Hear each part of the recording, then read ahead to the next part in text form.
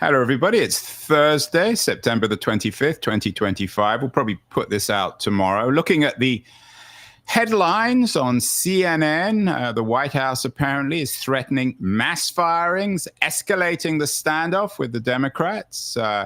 New York Times leads with a story about a diminished Social Security workforce, all real things. Meanwhile, Donald Trump's found something else to distract us with, apparently what he calls a triple sabotage at the United Nations. And it's really hard to tell, in my view at least, or from my point of view, what the state of democracy and freedom is in America.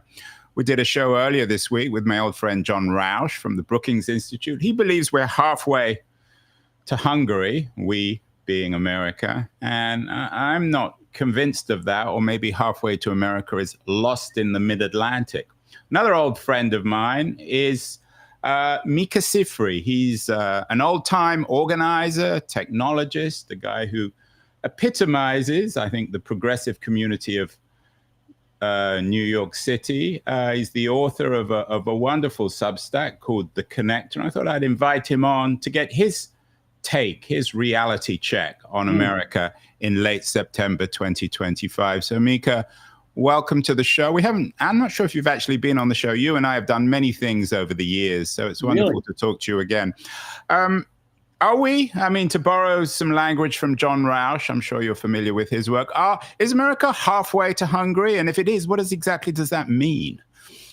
Well, I think he's probably right. And what he means is the Hungary model being one where an autocrat takes authoritarian power by democratic means. He basically dismantles the guardrails, dismantles the checks and balances, the separation of powers. He undermines media independence. He forces independent civil society institutions to bend the knee and cracks down on dissent. And then you end up living in a de facto one-party regime where the most important sort of ruling principle is, are you loyal to the despot? And if you are, then he'll make deals with you as long as you go along with whatever he wants. And this also comes with the sort of coloration of white Christian backlash, of designating certain people and certain ideas as things that have to be stamped out because they're corrupting. That would be things like transgender identity or support for diversity, equity, and inclusion. And, if you agree to, stop promoting those things or actively promote the opposite, then you'll win favor. And we are about halfway there, though I don't think we're on a nonstop one-way train there. I think we're in a really challenging time, but at the same time that Trump is doing all of these things, he isn't popular. I would be much more worried if Trump's approval rating was 50% or 60%, but it's hovering barely at 40%.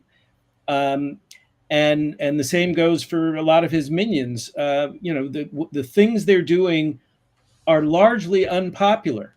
Even the stuff he's doing on the border, he that seems to be the one issue where there's maybe 50% support. But then when you ask people about the details, should families be separated? Should people who have been living in the United States for a long time and paying their taxes and they're law-abiding, hard-working members of the community, should those people be swept up by ICE? Lots of people say no. So I don't think it's a foregone conclusion that we are going to become a one-party authoritarian system like Hungary, where, they'll still have elections, but they're not competitive because the whole thing is rigged. Um, but it's a very dangerous moment, and there's, really important questions about how the majority, if he's at 40%, that means there's 50 to 60% of the public that, didn't vote for him and don't support what he's doing, but they are not politically powerful, to push back successfully. And so there's a lot of damage being done, every day. You wrote an interesting op-ed in the New York Times in April of this year. It was entitled "A Different Kind of Anti-Trump Resistance is Brewing." I wonder if it is, in some ways at least. I didn't title it that way, but yeah. Yeah, and we all know editors, Micah, that they have their own language. That's their only value. So often talking to authors, they have to sell clicks, so fine. But you, in the piece, you talked about Schumer and his decision to keep the Trump presidency or the government open. Right. Given that history is repeating itself now, when it comes to resistance, what would be your advice to Chuck Schumer and the Democratic Party? Should they shut government down? What were you saying back in April, and what have we learned since April? It's been quite a 5 or 6 months. Yeah, they have leverage and they should use it. They shouldn't be afraid to use it. If there's a shutdown, the party in power gets blamed. And Trump is a deal maker. We have again and again seen that when people push back with sufficient force, he backs down. Do you remember Liberation Day? He imposed, all of these radical tariffs. The reasoning behind the numbers seemed to just be pulled out of thin air, and the stock market crashed. And within a day or two, he had completely reversed himself. Again and again on smaller things, ICE is doing these raids, but people in big agriculture and in the hotel industry have talked to Trump, and so they've paused them in terms of attacking those industries because he's a deal maker. And so in this case, Schumer and the Senate Democrats, their votes are needed in order to keep financing the government. That gives them leverage, and they should absolutely use it. I think they've identified a fairly clear issue that they're sort of taking the stand on, that the big, ugly bill, which gave more tax cuts to billionaires, did not include the continuation of tax credits for people who pay for Obamacare. And so something like 20 or 30 million people are about to see their healthcare premiums double. And that's a real issue. And, Democrats should do other things with their leverage. They should try and insist that Trump stop with these rescissions, where the Congress has appropriated money and he refuses to spend it. He has no constitutional authority to do that. They have to get tough. And I think the public will back them if they show spine. The problem has been that they waffle and they're afraid. And that is why so many Democratic voters are angry at their own so-called leaders, because they're not seeing them demonstrate any real leadership. This is a case where we need something more than just a strongly worded letter from Chuck Schumer to the president. Yeah, you're in New York, Micah, so you're in the middle of debates about a new kind of Democratic Party. I'm guessing that you're sympathetic to Mandami. We did a show earlier this week on the 107-day debacle of Kamala Harris. What's your take on the current rottenness of the Democratic Party? Is Mandami the answer? Is he a problem in himself? Is he a false? Is there something real on the horizon, or is it just more confusion and upheaval? Okay, so that you've asked a lot of questions there. First of all, I have to respect any Democratic politician who can create a surge in the youth vote. In that primary where he beat a very seasoned former governor in Mario Cuomo soundly, the astonishing thing, and the reason why the polls didn't predict this, is that people under the age of 40 turned out in huge numbers. And it simply never happens. I mean, I think the last time I saw a surge in young people voting for a unusual candidate was when Jesse Ventura ran between the Democratic and the Republican nominees for governor of Minnesota and had a huge last minute turnout of young voters. He was helped by the fact that in Minnesota you have same day voter registration, so people could, at the last minute, as their enthusiasm was growing, they could come out and vote, even register at the polling place.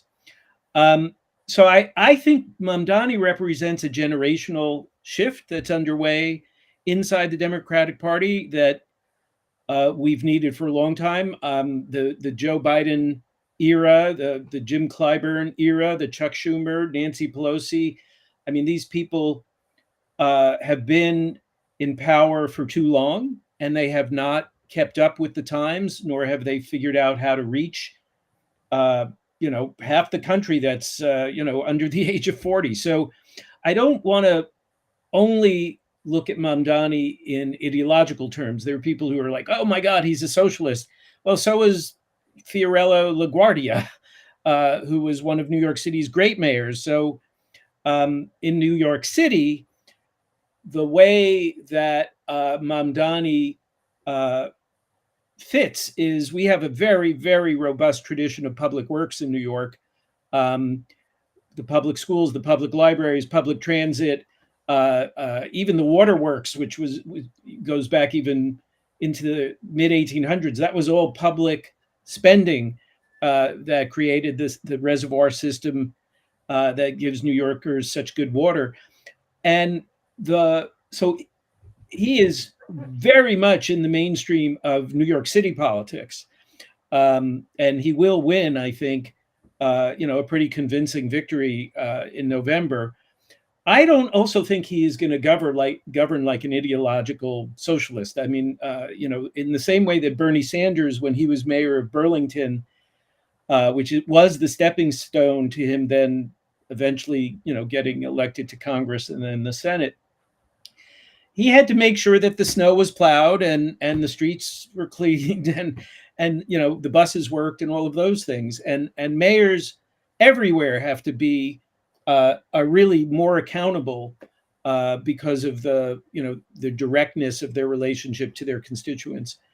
How dissatisfied are you as a man, a progressive with the Democratic Party? Back in January, you wrote a piece for the American Prospect called "Opening the DNC's Black Box." I know you do some consulting work for the Center for Ballot Freedom, which is about perhaps reinventing the American two-party system. Have you personally, Micah Sifry, have you given up with the Dems?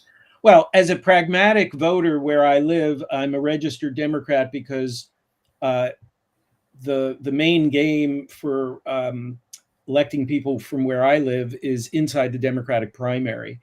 And I want to have a voice in that. And it's frustrating because we have a hidebound state Democratic Party in New York, which has long been run by pay-to-play politicians.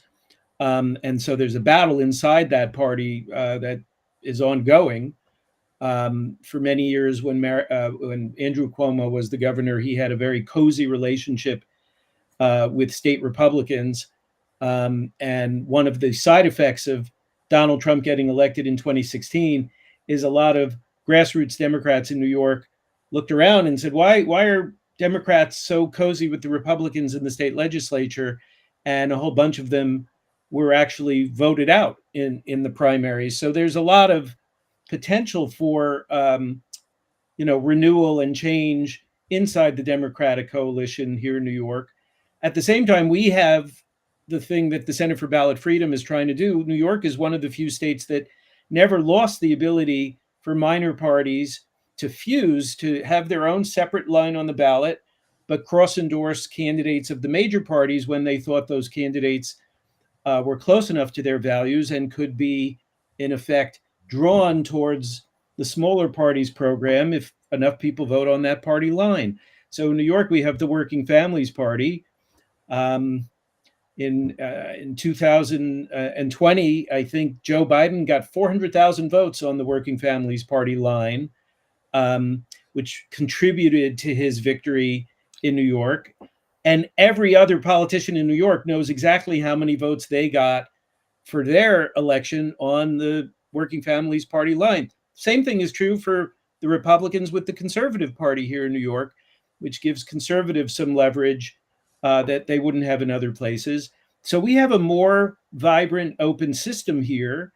And I think it's an ongoing battle to figure out how we can actually get to a system that's more representative. I think the national Democrats have a very big challenge because they're, unlike the Republican Party, where one faction, the MAGA faction, it has become big enough and strong enough to take over the entire party.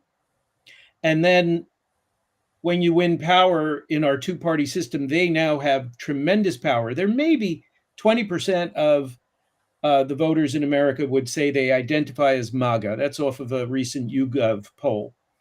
But inside the Republican Party system, that's 60% of the Republican primary voter base. And so MAGA now is really dominant. If we were in a multi-party system, the MAGA party would get 20% of the vote and 20% of the power, not 100% of the power.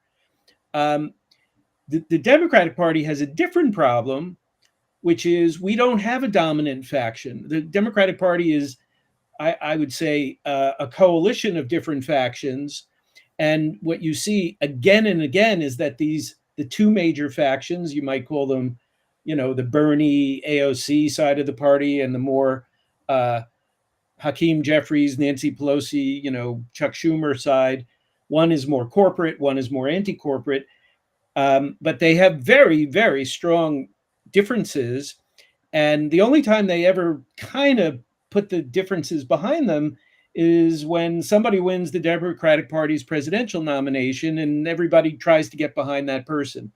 But it is a reason why I think it's a big part of why the Democratic Party right now is struggling is it has no clear message.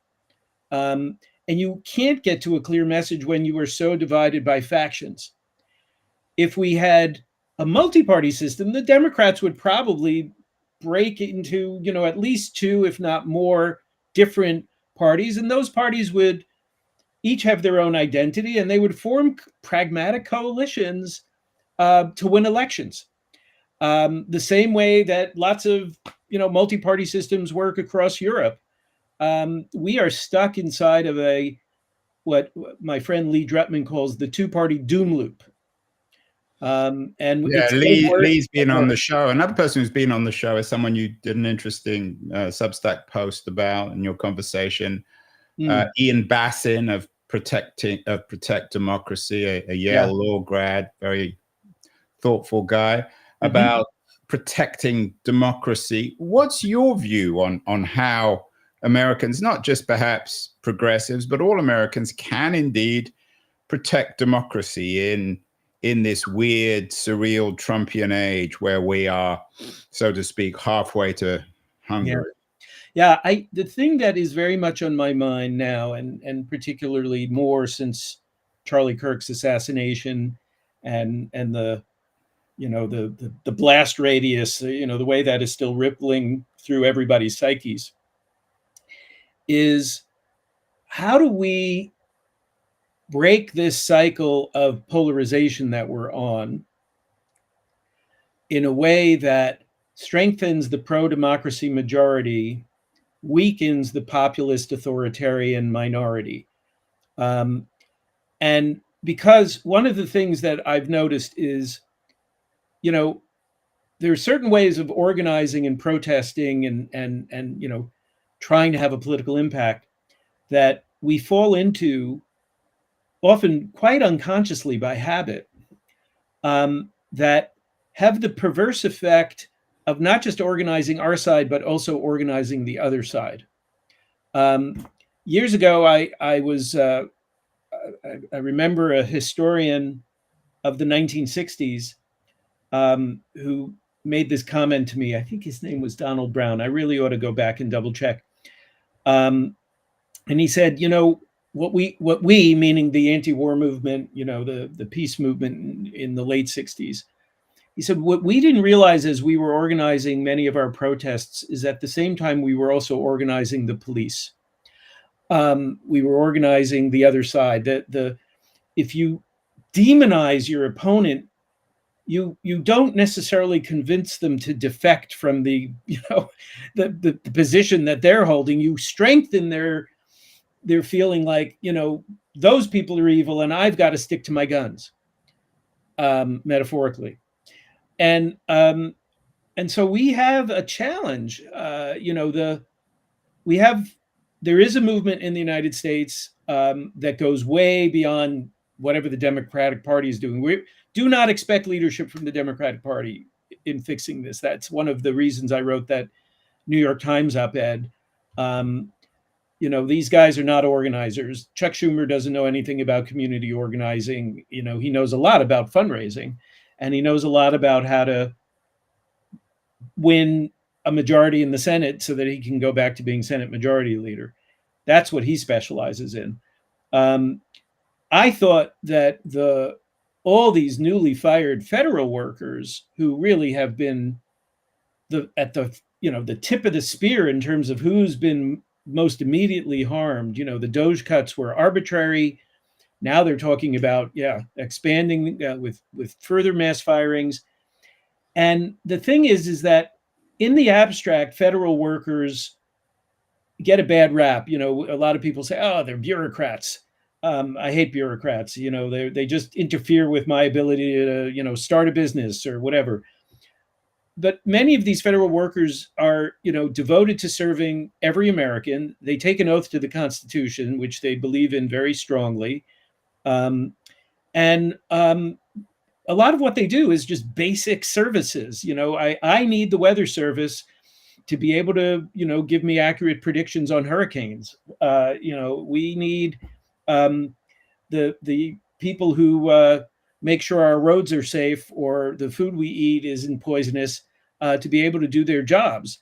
And when you start whacking away at them, the New York Times headline you flashed before, the idea that people on Social Security now can't get timely resolution of their problems because they've just arbitrarily whacked away at the Social Security workforce.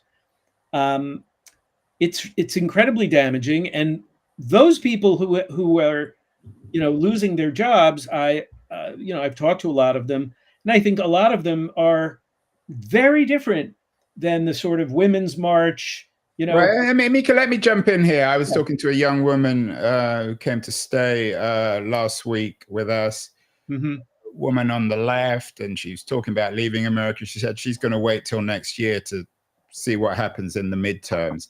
Is it possible that everything will go back to normal in the midterms? Everything you're saying, and logically, a lot of what I've been reading recently suggests that you're right, that Trump isn't particularly popular, that much of what he's doing, whether it's with Social Security or undermining government, most people ultimately are not happy with that, and that things will just come back to normal next year. And rather than being halfway to Hungary next year, we'll realize that we've all been part of this Donald Trump show, and that if we vote appropriately, maybe not ideally with the Democratic Party, but it's better than nothing, things would just go back to normal. Well, I would never say that things are going to go back to normal. I think we are in the middle of a generational shift, and a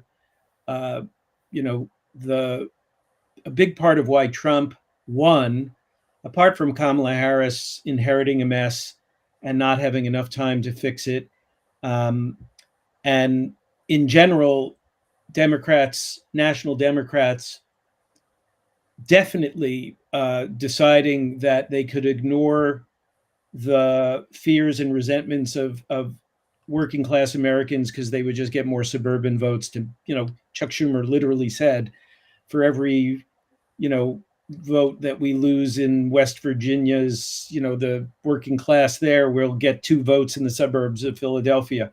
He was totally wrong about that. So I don't think we go back to normal. I think and also the damage that's being done will not be, even if the Democrats win the House back, which I think they can do, not so clear about the Senate, Andrew, which means we'll just have gridlock. We'll have some ability to stymie Trump, but they still have the Senate probably, and they still have the Supreme Court for sure. So we're still going to go through more turmoil, but maybe some of the bleeding can be stopped. But don't say go back to normal. I think we're in for abnormal years for a while. And I also think that if the Democratic Party does not transform itself by shedding all this older baggage and embracing younger leadership and a different way of connecting with people, not just the language and messaging that they use, but even the methods that they use. The thing about Charlie Kirk, let's talk about what he built for a second, okay? He built a youth movement, and it started from his own, passion to just go on campuses and engage with people, regardless of what their views were, and stick up for his views. He attracted a lot of conservative money, and let's not forget, there's more money on the conservative side for these kinds of experiments than there is on the liberal side. Most liberal money goes into paying for campaign ads and polling. But he built something through lots of personal relationship building. And we have nothing on the progressive side that matches what Turning Point Action is in terms of chapter-based, around a common message, a methodology that's heavily invested on conversation and listening. Now, I don't think the type of listening that Kirk displayed on his videos and shows was true debate. I think in many cases it was, the people he was arguing with were fodder. They were it's easy to win an argument against a, naive 20-year-old who hasn't really thought through their ideas if you've been at it for a while. But at the same time, they built something. It's got chapters. Let me just jump in here on the Kirk thing. Yeah. I mean, what you're describing sounds to me, and we've done a number of shows on this, as a kind of culture. You talked about the 60s. Maybe we've turned everything upside down, and Charlie Kirk represents another countercultural movement. We may not like him. I certainly don't particularly care for him. But nonetheless, as you've noted, he was a remarkably successful political organizer. You're an expert in political organization. Yeah. And it's organization from the right. And it comes back to my point of history always changes. And what was the counterculture in the late 60s now has become a new kind of counterculture. Why is that so exceptional? Well, I think there is something about the desire among every young generation rebels against its parents and needs to find its own identity. I do think that progressives, certainly of the last decade or so, coming out of university, adopted a approach to politics that was heavily invested on centering identity and a kind of hierarchy of oppressions, which put men and white men at the very bottom of the people who mattered. And that was a gigantic mistake. And absolutely, created an opening, an opportunity for young men, and in particular young white men, who are struggling to find their place in this world. Everybody, when they're young, is struggling to find their place in this world. But they did not see what they perceived as the dominant culture as seeing them as people who mattered. And that is always a ripe, that creates a ripe ground for backlash politics. The manosphere, the Joe Rogan, argument that I'm being censored because I can't make fun of. So coming back to the left, right? What does the left do to reinvent itself? Well, first of all, come up with a way of doing politics, thinking about America, thinking about the future that doesn't fall back. You just described this obsession with identity politics as a huge mistake. What else is there within the within the game plan of the left to counter Charlie Kirk's populism? Sure. Well, I think the easiest and most obvious answer is economic populism, class. I was looking at a video on Instagram the other day of Bernie Sanders visiting Mingo County, West Virginia, a few weeks ago to talk to Trump voters. And he talks to them about the billionaires and the big corporations that are impoverishing them. And he strikes a very strong chord. And then there's a scene in the video where he's sitting at a lunch counter with a couple of these folks, and a middle-aged white woman says to him, you're nothing like what I thought you would be. You're so nice. You're so easy to talk to. She says, I went to one of your events, and my entire worldview has been thrown upside down, because in the Trump information bubble, socialism, communism, Bernie is this, big fire-eating dragon or something, and then you meet this guy, and he's actually very down to earth and relatable, and I think there are a lot of similar politicians coming up inside, in his sort of coattails, who want to do the same thing. Mamdani being a good example, AOC being a good example.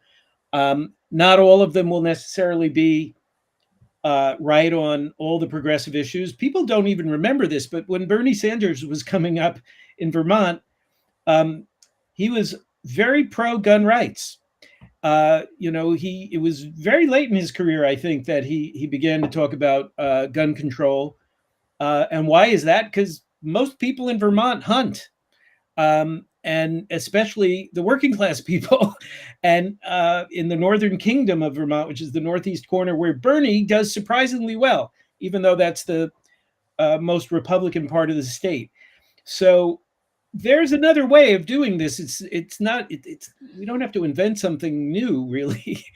I think the Democrats also have to talk more about monopoly power and why breaking up monopolies is I assume you're very much in the Zephyr teach out camp. Yeah, Zephyr and I are friends. She came on the show. She was very good. Yep. I know you got to run, Micah, so a couple of other things before I let you go. You wrote a very interesting piece on your Substack connector on with the title, and you chose this title, I assume, "Blessed Are the Bridge Builders?" Yeah. Question mark. And it was about groups like Braver Angels that bring people together. I was particularly intrigued with this because I've always been slightly skeptical of what the Braver Angels have got up to, although we've had a number of them on our show, and I've actually even been to a couple of their conventions. What do you make of organizations? I don't want to make this just about Braver Angels, but what do you make of these organizations like Braver Angels that are designed to bring people together, these bridge building organizations? Well, I do think we've become a hyper-polarized country, where instead of seeing our political adversaries simply as people we disagree with, we see them as enemies or even evil. the language that J.D. Vance has been using lately is very disturbing, for example.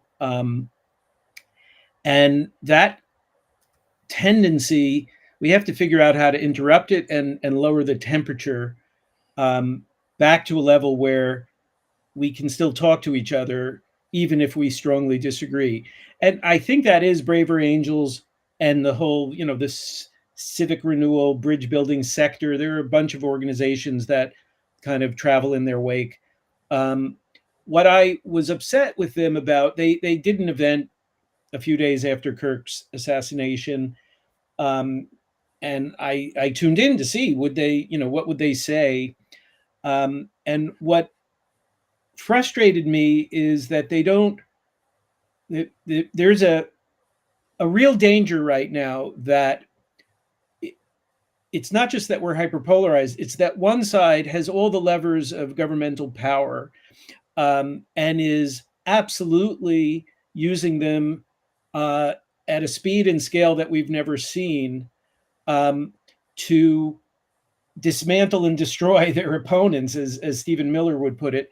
And that you cannot say that the left, and it's whatever you want to complain about, the identity politics, the insistence that people use appropriate pronouns for the person they're addressing, that is at the same level of power to affect society as what Trump and Miller and Vance are all doing now. And that this is a moment where people in the bridge building world, I think, have to ask themselves, where do I stand on this? And they're avoiding it.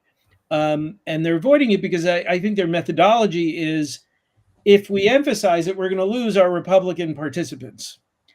And I hear that. I agree that we have to search for ways to weaken the MAGA coalition. We need people to defect from that coalition.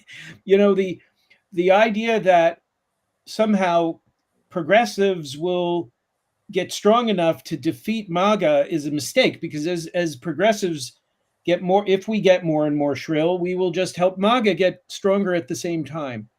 And so there's something about, how do you diffuse or change what people are being polarized over, from red versus blue to something else, democracy versus authoritarian. Yeah, and I agree on that asymmetry. It's rather like people who talk about just the way to solve the problem in Israel is for Israeli Jews and Palestinians to talk to one another.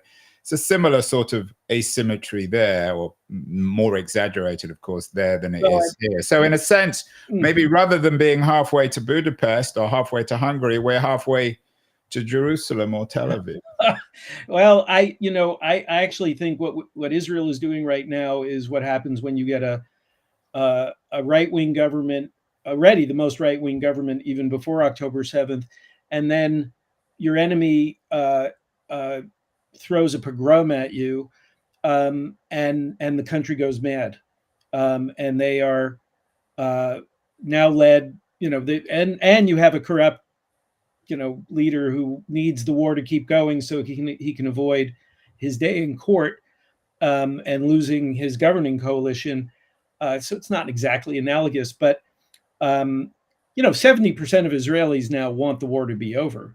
Right. So, but I don't want to turn this into an Arab-Israeli, but maybe we'll do another show on that. I know you've got some strong views. But coming back to the Braver Angels, so I mean, there are a lot of people in these organizations. I've been to a couple of their national conventions. A lot of people show up. The suburbanites from Pennsylvania, those people that Chuck Schumer thought he could win back to the Democratic Party that he didn't. What would you advise the guys at Braver Angels to do? How do you use an organization designed to build bridges to actually build bridges rather than perhaps simply empower MAGA? Well, what I've been struck by, and in fact, after I wrote that piece, I got some really interesting feedback from people who are thinking about bridge building in the service of fighting authoritarian populists. Okay. It's sort of like a both and rather than an either or. And these are people who are paying a lot of attention to behavioral psychology and the psychology of how we trigger each other or find a way to a mutual understanding. And the radical idea here is that you have to be expressively open to listening and to even loving the people you disagree with. And that take the focus off of Trump. This is the thing. It's very, very hard to do this because every day he does another outrageous thing, and you and I, our hair is on fire. It's hard to avoid. Right. Today Stop it's the United Nations. Tomorrow it'll be something else. something else, all in service of preventing us from knowing how much he's in the Epstein files. But the take oxygen away from Trump and pour it towards empathetic engagement with people. I would say the people right now who are having buyer's remorse. Do not demonize them. Do not make fun of them for that stupid decision you made to vote for Trump. And don't accuse them of being intrinsic, dyed-in-the-wall racists whatever. or sexists or you know whatever. What? I have a vivid memory of George Wallace apologizing to Jesse Jackson when he was running for president, and Wallace had been an avowed racist, though late in life he had a change of view, and Jackson accepting his apology. The churches grow and you welcome the sinners.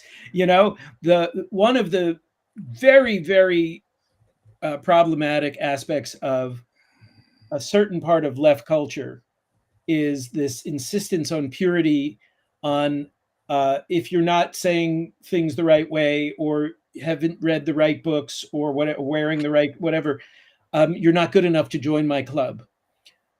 Whereas the evangelical movement grows because it's constantly welcoming people in, even if they're not perfect. First, we just want to be friends with you, and we'll trust that you'll come to share our beliefs later, is their approach. Yeah, it's an interesting. A couple of more things, Micah, then I'm going to let you go. You and I have a long history of disagreement on tech. We've been involved in debates for 20, 25 years on the political implications of the internet, of Web 2, of social media. We haven't had a debate for a while. Is it possible to argue that Trumpism, MAGA, this authoritarian populism, is a direct consequence of a democratized internet, or is it more sophisticated than that? I was thinking, Andrew, I'm glad you asked that question because as I was thinking about talking with you today, I said to myself that I absolutely was hoping I would have a chance to apologize to you because I think you were more right than me with your book, The Cult of the Amateur, and that the people who thought, perhaps naively or with good intention, that if we opened up the system, here comes everyone, as Clay Shirky put it, that this would sort of naturally lead to healthier, better, smarter outcomes, the wisdom of the crowds, as the saying went, that we did not pay enough attention to what the loss of standards and gatekeepers and quality controls, whatever you want to call them, what that would also do. So I don't believe you can put that genie back into the bottle. I do think that it's very disappointing to see how much both parties have enabled the tech industry to behave without any responsibility for how its products harm people. It's a very powerful thing, social media, and it does I do want to live in a world where everybody can publish freely, but I do think that platforms have responsibilities. And the problem is, it's very expensive to actually install and maintain those guardrails. I mean, Mark Zuckerberg is thrilled that he can fire all his fact checkers, but we all suffer as a result. When nuclear energy was invented, we all saw very quickly how dangerous it could be, and that's always been under very heavy regulation, right? But the social energy that the internet has freed up, we have very few guardrails for protecting us from the negative effects of crowds going on rampages. And yes, I do think it's part of the rise of the strongman.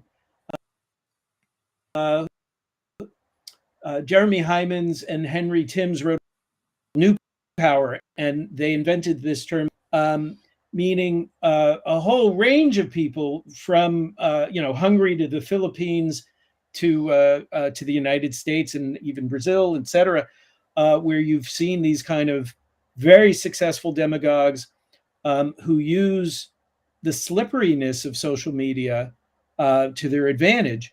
The cost, it costs a lot less to create bullshit than it does to debunk it. Yeah, it's a nice way of putting it.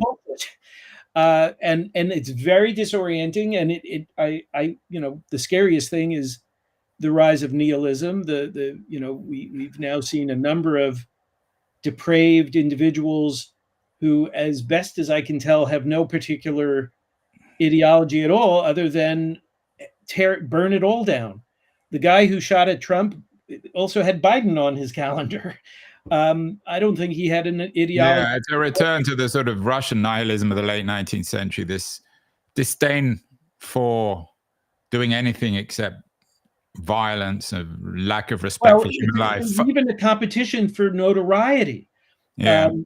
Which is extremely dangerous. And if only we as a society could, I think everybody across the political spectrum would agree, this is a problem. And, let's get the FBI focused on what we do to, make it harder for this stuff to circulate. But instead, it seems like the people in power want to weaponize these tragedies into their campaign against the what they see as the liberal left that has to be dismantled and destroyed. So finally, Micah, finally, your career, if there's one way of summarizing, I think you've always been committed to political organization. You founded Personal Democracy Media, where you and I met. I've spoken at many of your conferences. You're also the co-founder with another old friend, Andrew Rosset, of Civic Hall in New York City. It seems as if we're in an age, maybe again a transformatory kind of age, where traditional engagement politics is changing. There was a lot of news earlier this year about the No Kings demonstration, but like a lot of the Trump stuff, there's a lot of news and then it disappears. What's your advice to people who don't like what's happening in America? Should they go on demonstration? Should they reorganize events like No King? Should they rejoin their Democratic Party? Should they stay at home and put earphones on their ears and just enjoy life and their family? What should we be doing in this day? I'm glad you're asking me that. It's my rabbi at my synagogue is actually gave me a similar question, and I'm going to be giving a short talk on this subject on Yom Kippur next week. So my answer is, first of all, yes, a lot of people are in pain and being harmed right now for nothing more than their, immigrant status, or maybe they're trans, or maybe, they work somewhere where things like diversity and equity and inclusion are values that they're trying to uphold. And this is very un-American, what's happening to them. And we shouldn't, close our eyes and do nothing. That is the way that leads to worse. First they came for the et cetera, et cetera. You know the quote. But it is also overwhelming to try and keep up with it all and take it all in and figure out, what should I do? Do not attempt to do that. It will exhaust you and burn you out. My advice is try to pick one thing that you can do that hopefully is local and is with other people. Don't try and do anything by yourself. Isolation is just bad in general. And loneliness is one of the underlying problems that is driving all kinds of dysfunction in America. Action will help relieve your anxiety. All these little actions that we can take. The Jimmy Kimmel example is a nice one for the last week. There was a huge backlash to him being suspended, and that backlash organized everywhere, and hundreds of thousands of people canceled their subscriptions to Disney, et cetera, et cetera. It's still going on. Those little you may think, well, I'm just going to cancel. What is that going to do? But it absolutely shifted the stock price and led to Disney backing down. And this is again a reminder: what Trump is doing is not popular. It is a majority of the country didn't. 77 million people voted for him. 75 million people did not, and then there were another 50, 60 million who didn't vote at all. And a lot of those people are also watching and saying, this is not what I want either. That's why his approval ratings are negative. So small actions can lead up to big effects. The No Kings people are rallying again on October 18th. There are thousands of events. It's on track to be bigger than it was in June, which means potentially, 6 to 10 million people across the country. That's a huge number, Andrew. When people do this and when they get out and they visibly protest, they are also sending a message to each other that no, the bully is not winning. The best way to fight a bully is don't try and do it by yourself. You have to get your friends together and then you push back. And what we know about Trump is he's fundamentally a bit of a weakling. And that he does often back down. He's very transactional. He's desperate to be loved.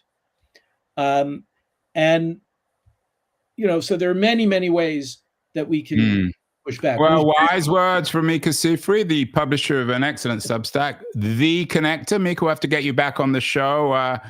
The Donald Trump show, the latest version of it, is in its first year. We've unfortunately got 3 more years, but no doubt there'll be all sorts of interesting episodes. So thank you so much. Keep well, keep fighting. I think I've got a title for this one, Micah. What Trump is doing is not popular. I think that's a good summary of what you're saying. Very nice.